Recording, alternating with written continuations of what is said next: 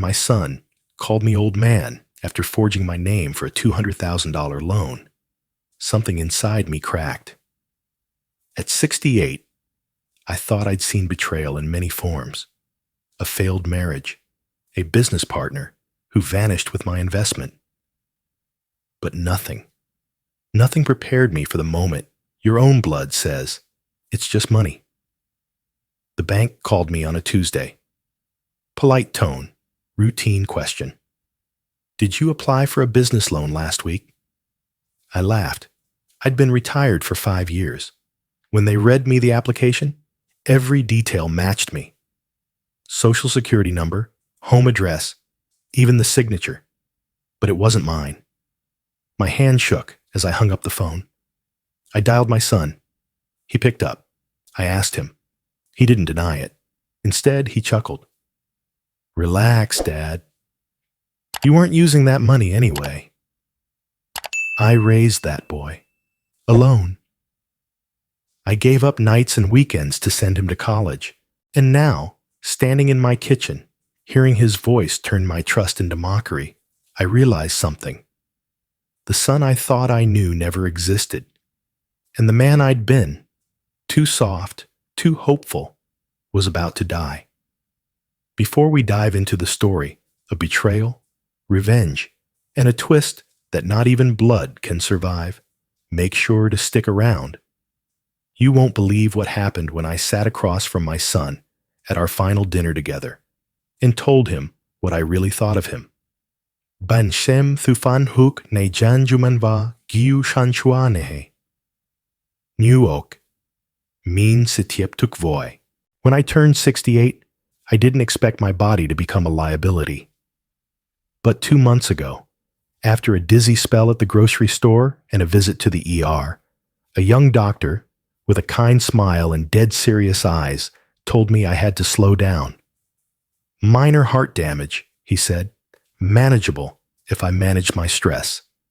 Easier said than done. That diagnosis didn't just shake my health.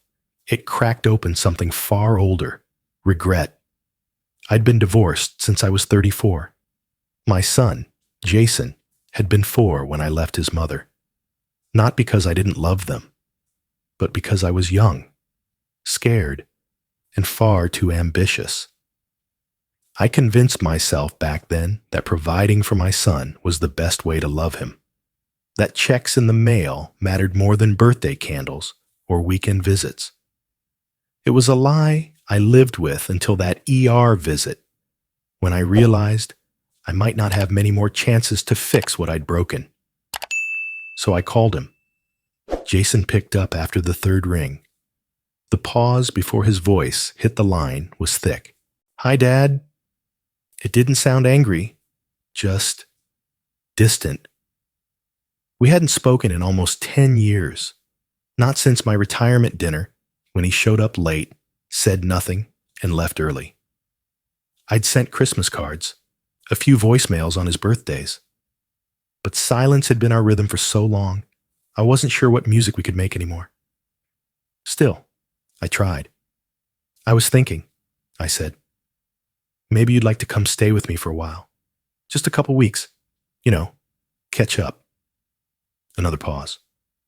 Why now? I didn't answer. He didn't press. I'll think about it, he said.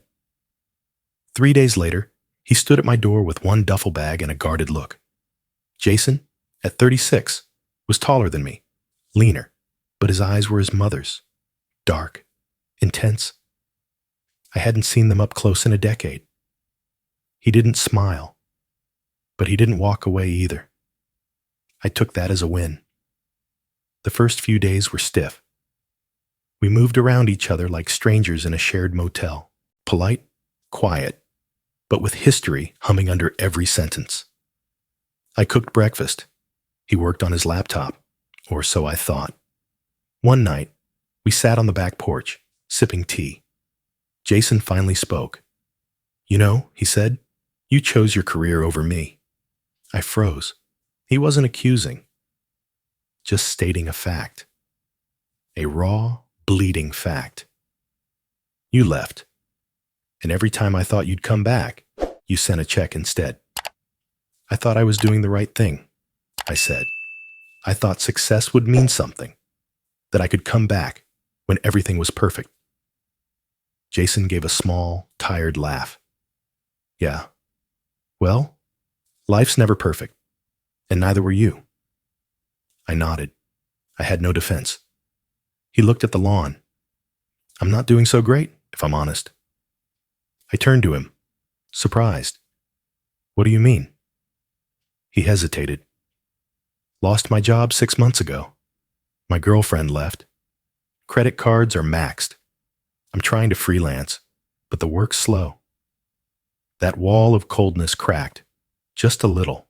He was trying to sound casual, but I could see the weight he was carrying. The kind I once carried in my 30s. The difference was, I'd had no one to ask for help. He had me, if he wanted me. He kept his gaze low. I just need a chance to reset. Then something happened I hadn't seen in over 20 years. Jason's eyes welled up. He turned his face slightly, but I saw it. Real emotion. Not anger, not blame. Just exhaustion. Maybe shame. I reached over, put my hand on his shoulder. I can help. He shook his head.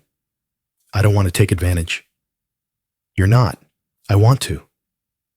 That night, I logged into my online banking and added Jason as an authorized user on my credit card. I set a limit, $5,000, and told him to use it wisely. He looked stunned. Dad? I waved it off. Just a hand, not a handout. He nodded. Thank you. I went to bed that night with a cautious sense of peace. For the first time in years, I thought maybe we could rebuild something. I told myself I was finally doing right by my son. I had no idea I was handing him the first tool in a slow, calculated betrayal. It took less than 2 weeks for the first red flag to wave. I logged into my credit card account on a quiet Sunday morning, half expecting to see a few small charges, groceries, maybe gas. But instead, there it was, $5,478.63, all spent in just 10 days, electronics, Uber Eats, a business seminar in Las Vegas. I stood in the kitchen, staring at the screen, unsure if I should confront him immediately or wait. He walked in a minute later, stretching, yawning, like a man who hadn't just blown through someone else's money. Morning, he said. Did you go to Vegas? He didn't flinch. Yeah, just for a conference, crypto investing. Nothing crazy. I raised an eyebrow. Crypto? It's the future, Dad. I've been studying the markets for months. I figured if I could just get ahead of one good coin. I didn't say anything. He leaned against the counter. Look, I know it's a lot, but it's not like I'm gambling. This is strategy, and I'll pay you back. Just trust me. One last time. Something about the phrase, one last time, felt rehearsed, like he'd said it before. But I wanted to believe him. After all, we'd just begun to reconnect. The thought of starting another fight felt heavier than the debt. Keep it under control, I said. Seriously. Of course, he replied, smiling like a boy who'd gotten away with breaking a window. But that smile would haunt me. Over the next few days, I noticed him spending more time in my office. He claimed he was job hunting, but he was always too quick to close tabs when I walked by. I should have looked closer. I should have asked more questions. Instead, I gave him space. I wanted to prove I wasn't the overbearing father he remembered, and that was the mistake he counted on. One Wednesday afternoon, I got a call from my bank. Not the credit card company, my actual bank. The voice on the other end was professional but cautious. Mr. Keller, we just wanted to confirm the details of the business loan application you submitted last week. I blinked. Excuse me? The $200,000 loan. For a startup company, Jace Tech Solutions? We received your signed documents, but a few fields were incomplete, so we need verbal confirmation. I dropped the phone. Literally. I picked it back up, hands shaking. I never submitted any application. There was a pause. Mr. Keller, all the personal information checks out. We have a copy of your signature. I want a copy of it too, I snapped. And I want that application canceled, immediately. I hung up and stormed to my office. Jason wasn't there, but my filing cabinet was slightly open. My tax documents, SSN, ID, past loan forms, were no longer in their usual place. When he came home that evening, I didn't wait. What the hell did you do? He looked at me. Deadpan. What are you talking about?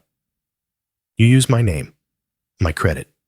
You applied for a loan under my identity. He shrugged. Technically, it's not fraud. You're my dad. I stared at him, stunned. You stole from me. It's not stealing if it's family. My voice rose. $200,000, Jason. He crossed his arms, that same old defiance bubbling to the surface. You weren't using it. I needed it. And you didn't think to ask? He laughed then, dry, humorless. Would you have said yes? No, I said. There you go. Then he leaned in, eyes cold, voice calm. It's just money, old man. My chest tightened, not just metaphorically, literally. Pain radiated from my sternum, down my left arm. I clutched the counter, gasping. Jesus, Jason muttered, stepping back.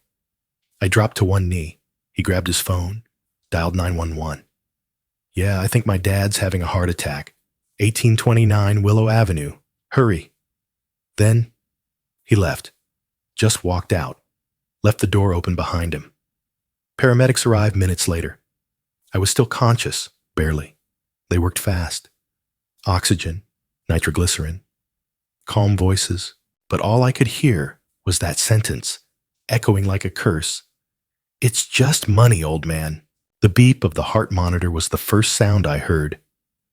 Sterile white ceilings, the soft shuffle of nurses beyond the curtain, and the bitter taste of hospital antiseptic in my mouth. I was alive. Barely. A nurse walked in, her voice kind but brisk. Good to see you awake, Mr. Keller. You gave us quite a scare. I tried to sit up, but my body protested. She adjusted the bed for me. You had a minor cardiac episode, stress-related. You're lucky someone called it in fast. I blinked. My son, did he? She hesitated. He's not here, but your bill's already been covered. I frowned. Jason paid? The nurse checked her chart. No, a young woman, Emily Ross. That name meant nothing to me, or so I thought. 2 hours later, the door opened again. In walked a woman in her mid-20s. Auburn hair, freckles, slim, but with presence. She stood by the bed, her eyes cautious. Hi, she said. I'm Emily. I waited. She bit her lip. I think I'm your daughter. Silence fell, not the awkward kind, the kind that splits time in two. I'm sorry, she rushed on. I didn't mean to just drop this on you. But when I heard what happened, I couldn't stay away. I stared at her. That's not possible. She reached into her bag and pulled out a folder. Inside, a paternity test. Certified. Positive match, Thomas Keller, 99.9%. I had it done last year, she said. Mom's name was Lauren Prescott. The name hit me like a gut punch. Lauren, my college girlfriend. We'd had a whirlwind 6-month romance. Just before I met Jason's mother. I never knew she got pregnant. Emily showed me photos. Her as a baby. Lauren holding her in a hospital gown. Me, 25, grinning, next to them. A photo I didn't even remember being taken. She passed away 3 years ago, Emily said quietly. Cancer. Before she died, she told me about you. Said you probably didn't know. I tracked you down last year, but I was scared.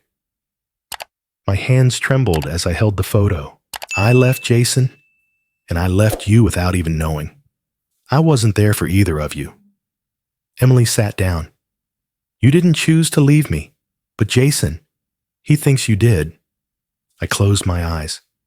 Guilt wrapped around me like a wet shroud. Why now? I asked. Why come here today? She looked away. Because I needed to see you with my own eyes. And because I think you deserve to know the truth. I raised an eyebrow. What truth? She hesitated, then. Jason found out about me a few months ago. I didn't mean for it to come out that way. I was just trying to meet him. Thought we could be siblings. My pulse quickened. He didn't take it well, she said. Said you abandoned him, and now you had some backup kid waiting in the wings. Wait, you told him. Emily winced. Yes. I thought it might bring him closer to you. Like, maybe he'd see that you weren't trying to replace him. Just build something new. I stared at her. You're the reason he snapped. She swallowed hard. I never meant for it to spiral. But I think I triggered something in him.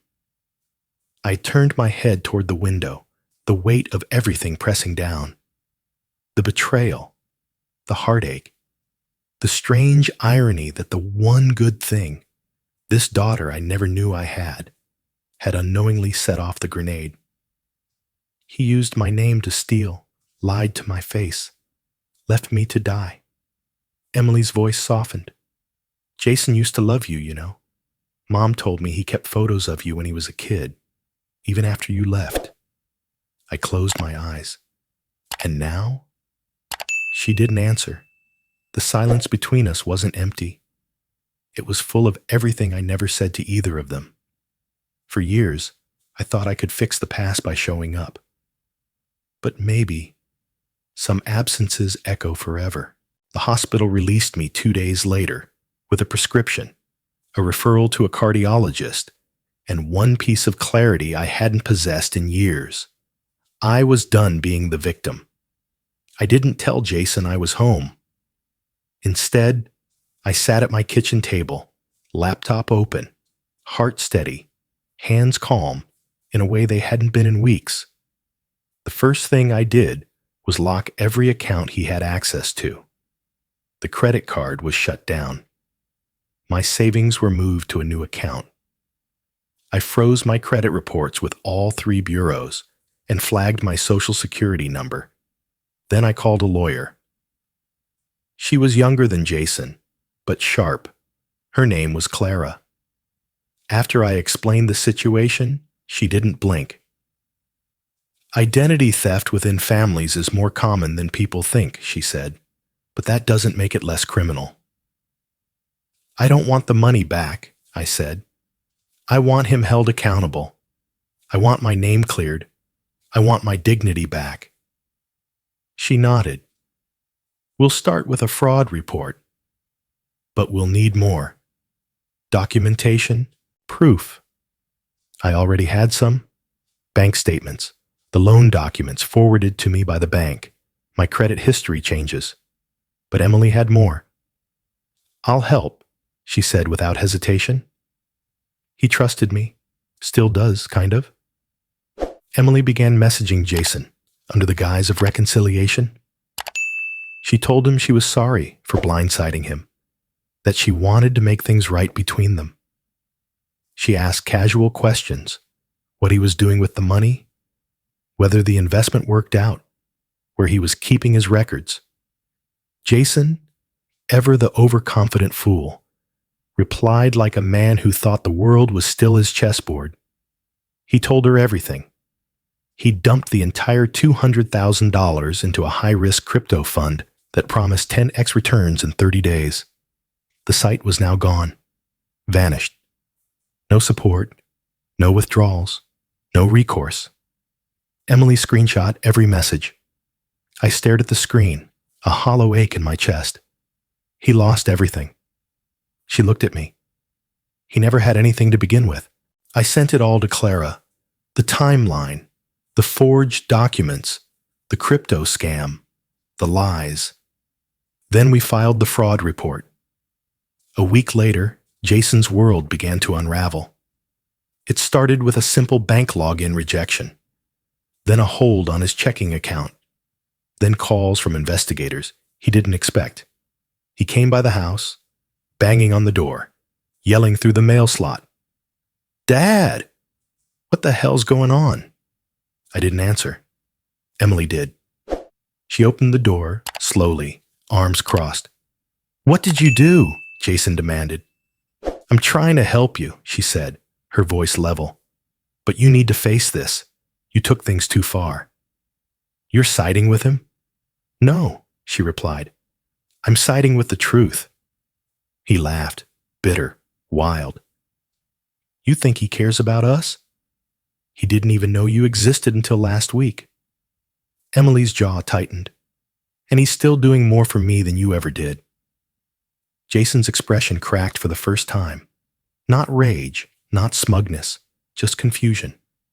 Maybe fear. He turned toward the house, but I'd already locked every door. And every door after that. The next day, Clara called. "The banks officially flagged the loan as fraudulent. They're pressing charges unless you choose otherwise, and Jason's credit is now under review." I stood in my study, looking at a photo of Jason as a toddler, blonde curls, gap-toothed grin, hands sticky with frosting from his 4th birthday cake. "I'm not pressing charges," I said. Clara paused. "Are you sure?" "Yes, but I want it on record. I want the truth written down somewhere." "We can do that." But Jason wasn't done. A few nights later, I found him sitting on my front porch. No yelling, no banging, just waiting. I opened the door, but didn't invite him in. He stood up slowly, eyes red, clothes wrinkled. "I know what I did," he said. "I know you don't owe me anything." I said nothing. I was angry, not just at you, at everything, at how life turned out. I thought, if I had that money, maybe I could finally be ahead for once. "You used my name," I said. "You used me." "I know." He looked down, then up again. "I'm sorry." Silence stretched between us like a tightrope. "For what it's worth," he added, "I never meant to hurt you." I almost laughed, but instead I said, "Then why did you walk away when I collapsed?" That broke him. His face crumpled. Tears welled up, real this time. He sat back down, head in hands, shoulders shaking. "I thought I killed you," he whispered. "I didn't know what to do." I stood there, watching the boy I'd failed and the man he'd become. Both broken, both mine. And I knew then, forgiveness wouldn't come easy. But it might come eventually. Just not today. The phone rang just past midnight. I hesitated before answering. My gut told me it would be him. And it was. "Dad." Jason's voice was low, hoarse. "I lost everything." I didn't respond. I couldn't. He kept going. "My accounts are frozen. I can't apply for new credit. My car's being repossessed. And Emily, she was the only one who still talked to me. Now she's gone too. Said I need to fix myself before she ever speaks to me again." Another long pause. "She betrayed me." I felt that word like a knife, but not in the way he intended, because I saw now that he didn't understand the irony. He used it like a defense, not a confession. Still, the line stayed open, silent, except for his quiet, ragged breathing. I sat there, gripping the receiver, the ache in my chest, not from my heart this time, but from memory. A memory I had buried for too long. When Jason was 18, just weeks after his high school graduation, I got a call from his mother. Her voice was trembling. "He locked himself in the garage," she said. "He left a note. I raced over. She had already broken the door open by the time I arrived. Jason was sitting on the floor, alive, barely responsive. She held him like he was 5 years old again. We never talked about it afterward. He went to therapy for a while, started college, but something about that moment changed him and me. I'd never forgotten. I just never told him I knew. Now, years later, I heard that same version of him on the phone, exhausted, adrift, scared. "I'm sorry," he whispered. I closed my eyes for a long time. "Get some rest, Jason," I said finally. "We'll talk soon." I hung up, but I didn't sleep. The next day, I called Emily. "I want to bring you both to dinner," I said. "One night, one table, no secrets." She didn't hesitate. "I'll be there." Jason surprisingly agreed as well. Saturday night, I set the dining room table for 3.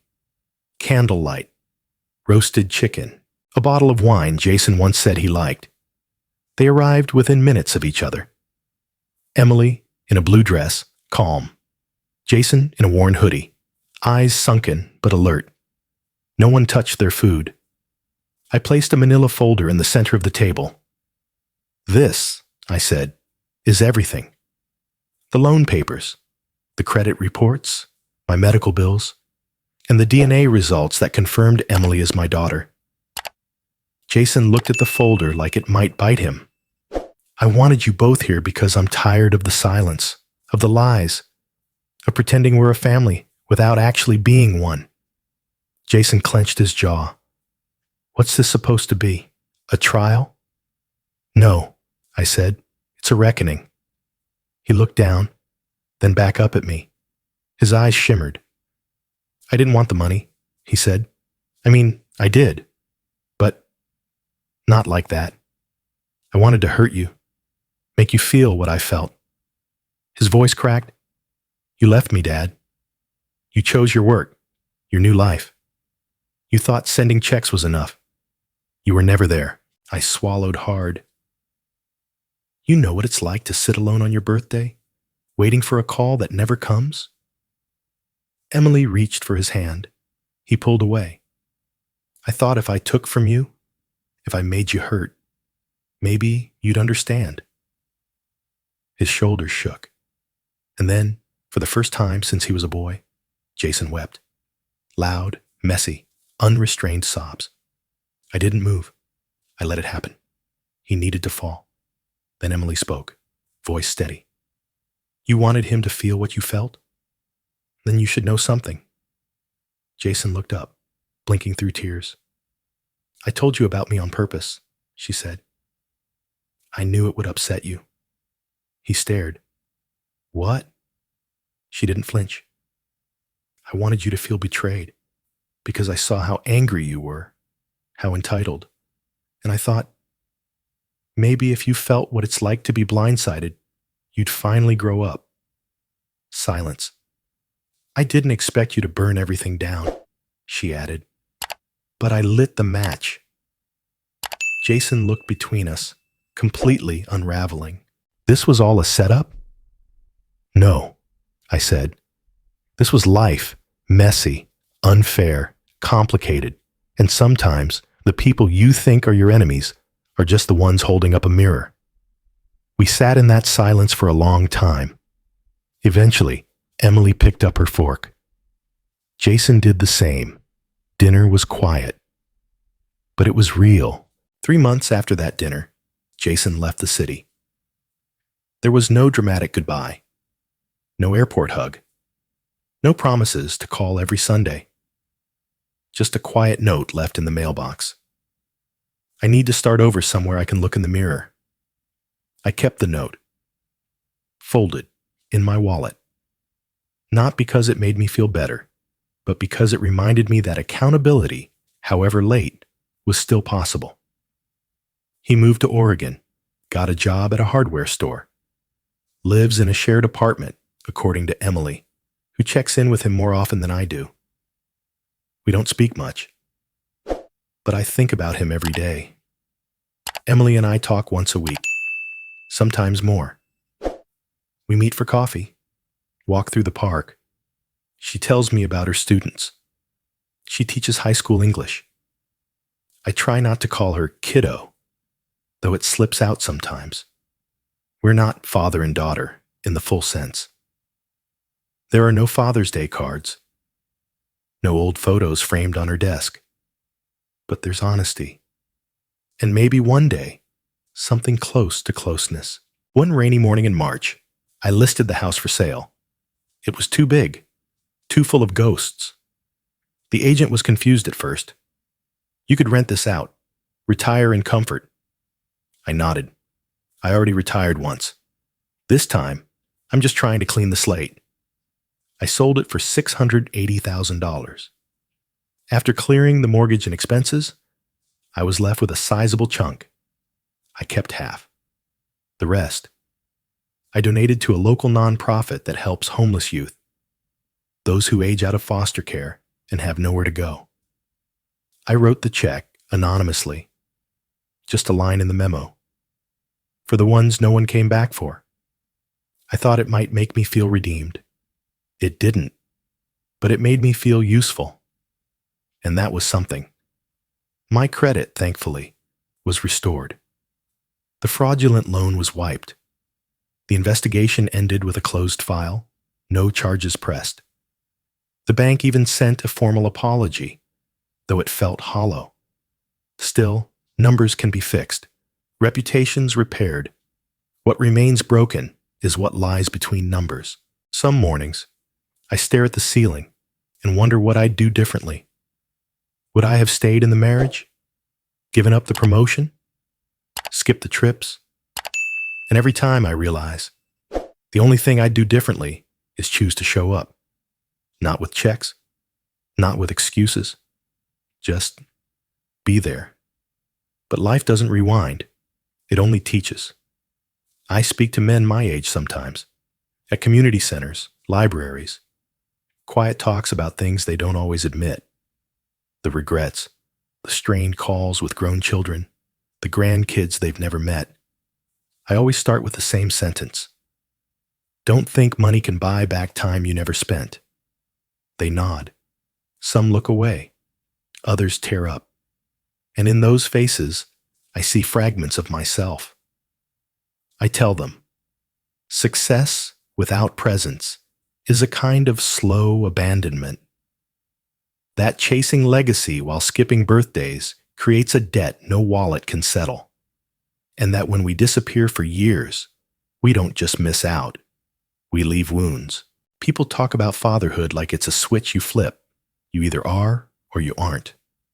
But the truth is, fatherhood is a daily act, a showing up, a listening, a staying, even when it's inconvenient. Jason didn't become who he was in a vacuum. He learned abandonment from the expert, me. Emily once said, maybe if you'd stayed, none of this would have happened. She wasn't blaming me. She was grieving. And now, I grieve too. Not just for what I lost, but for what I taught by accident. Sometimes people ask if I ever forgave Jason. I say, forgiveness isn't an event. It's a process. Ongoing. Uneven. But yes, I'm walking it. And then I pause. Because the real forgiveness, it wasn't about him. It was about the man I used to be. The man who thought success meant distance. The man who thought sending money meant sending love. The man who stood at a hospital door while his son cried in the driveway and still waited to open his arms. I don't have many conclusions. Life rarely offers neat ones. But if I could say one final thing to Jason, it would be this. It's not just money, son. It's what we traded love for.